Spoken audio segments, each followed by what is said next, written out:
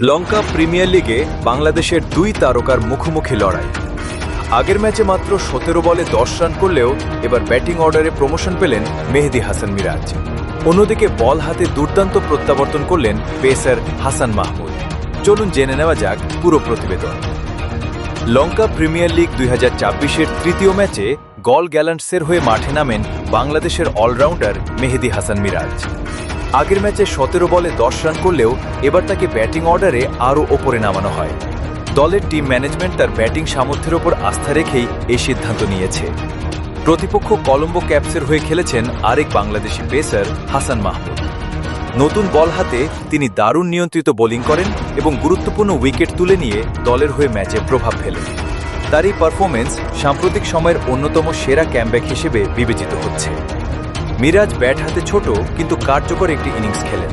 চাপের মুহূর্তে তিনি দলের রান তোলার গতি ধরে রাখার চেষ্টা করেন।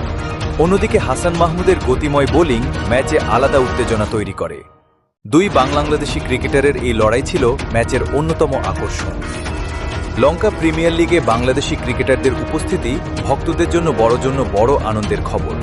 মেহেদী হাসান মিরাজের ব্যাটিং অর্ডারে প্রমোশন এবং হাসান মাহমুদের দুর্দান্ত বোলিং প্রমাণ করে আন্তর্জাতিক ফ্র্যাঞ্চাইজি ক্রিকেটেও বাংলাদেশের ক্রিকেটাররা নিজেদের সামর্থ্যের ছাপ রেখে চলেছেন। আপনার মতে এই মৌসুমে বাংলাদেশি ক্রিকেটারদের মধ্যে সবচেয়ে ভালো পারফর্ম করবেন কে? মন্তব্যে জানাতে ভুলবেন না।